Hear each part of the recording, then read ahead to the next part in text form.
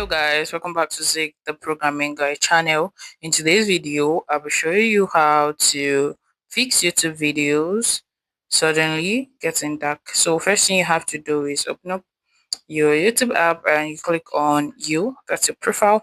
Once you click on that, you see the gear button right across your screen up above. Once you click on that, click on general and you click on appearance. So here you change to use device theme or dark theme and wait for some seconds.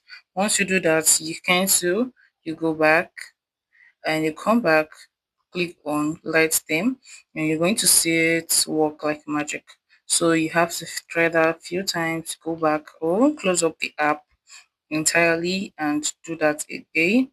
If it's still getting dark, go to profile, to the setting gear general appearance, click on this and do it again and it's going to work perfectly fine.